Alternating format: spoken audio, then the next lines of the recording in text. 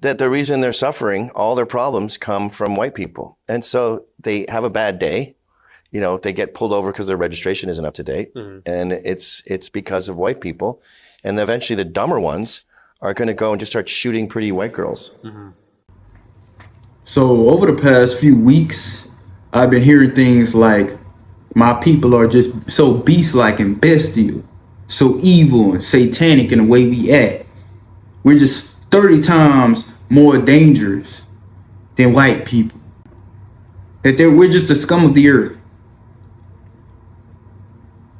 I've been hearing that the pink man is victims to us. And you see, the whole point of my YouTube channel is not to talk about racism.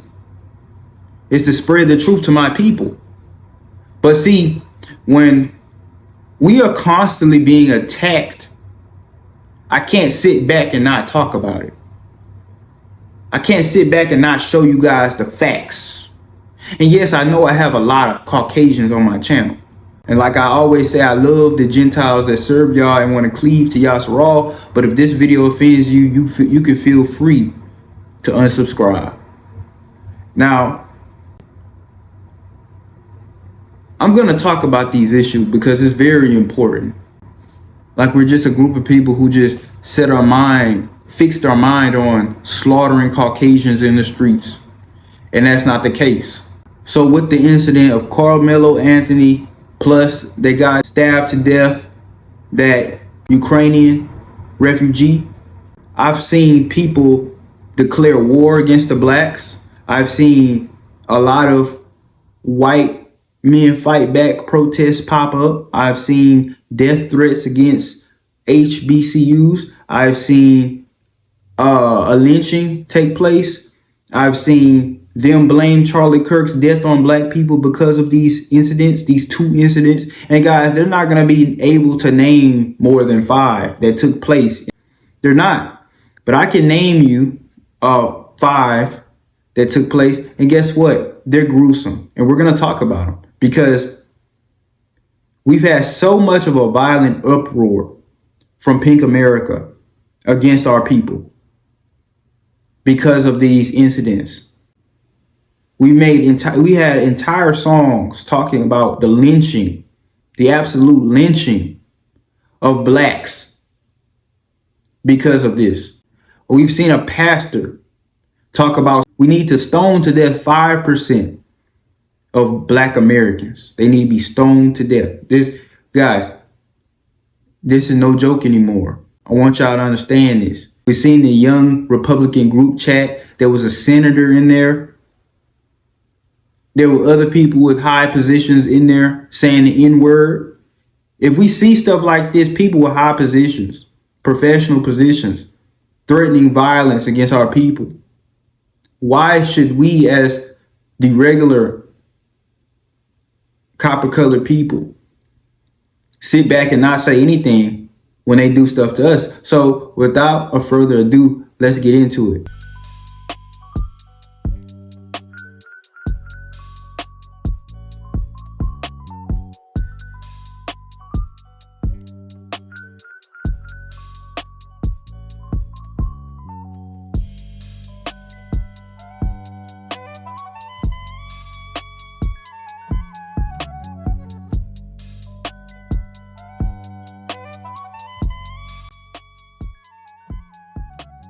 Jeffrey Dahmer.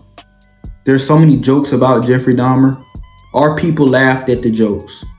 Instead of our people getting actually angry with Jeffrey Dahmer and everybody like him, instead of our people generalizing all white males because of what Jeffrey Dahmer did, they didn't take it seriously at all.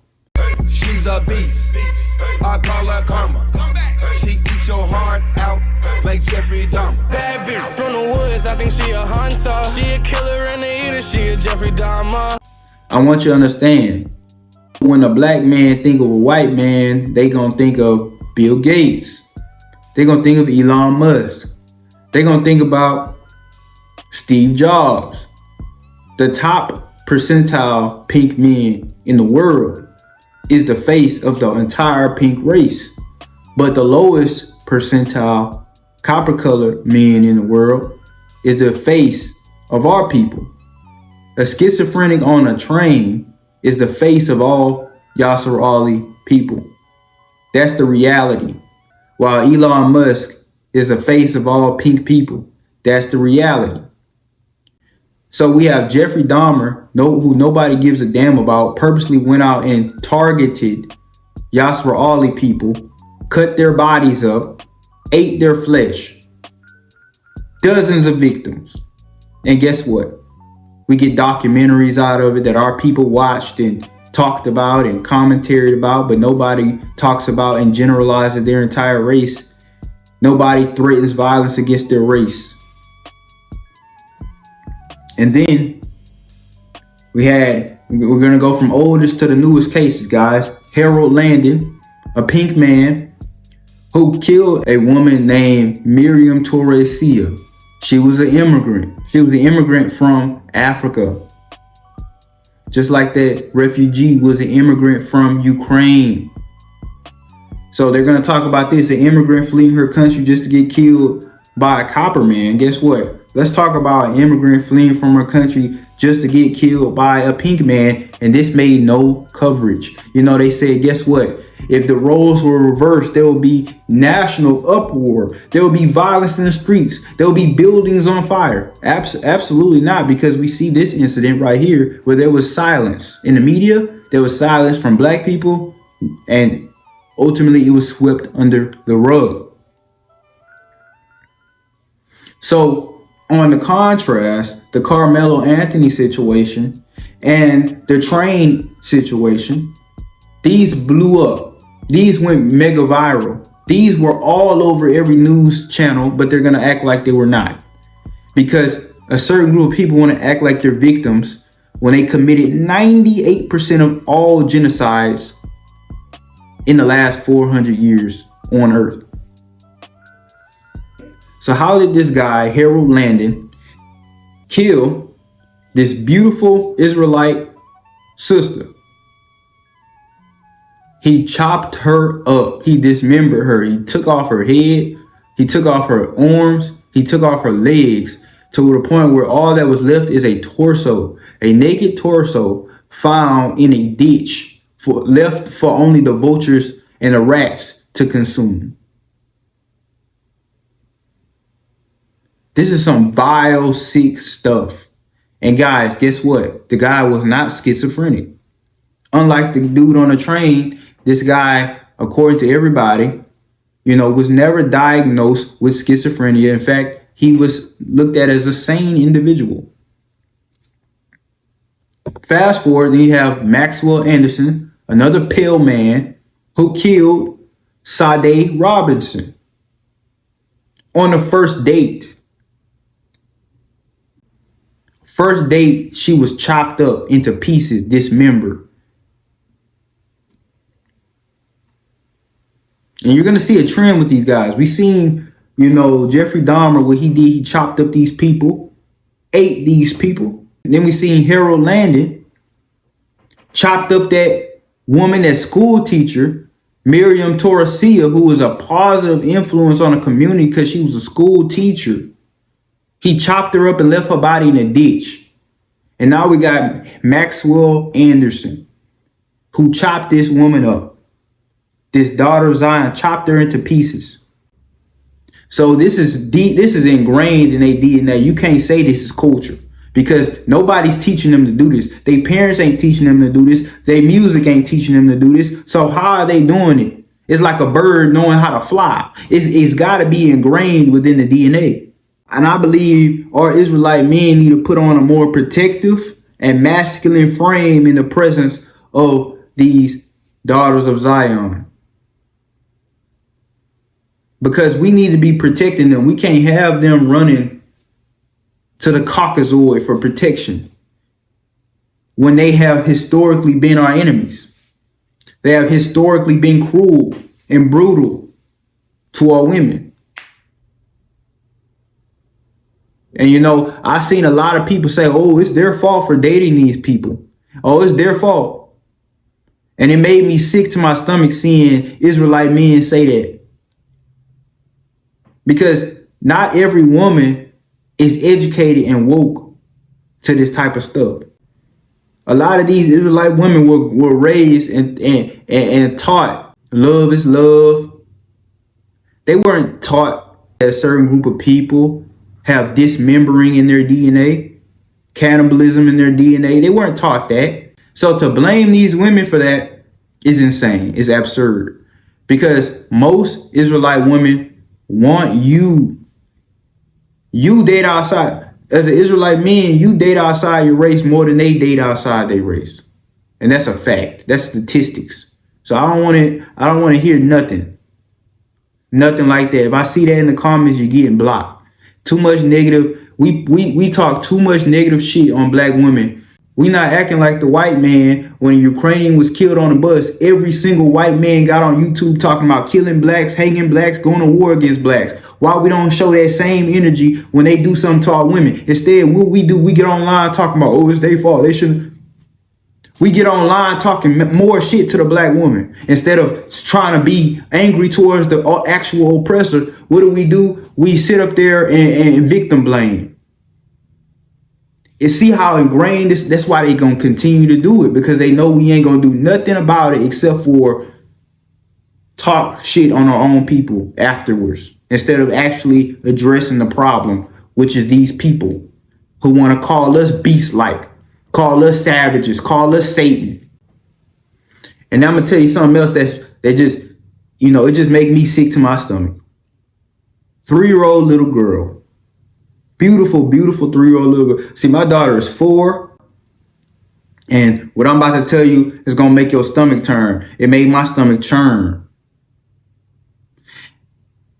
A beautiful little girl named Josephina Catherine Cunningham was, raped to the point of death by a pink man named Robert Fisher. This is a grown man on a 3-year-old girl, guys.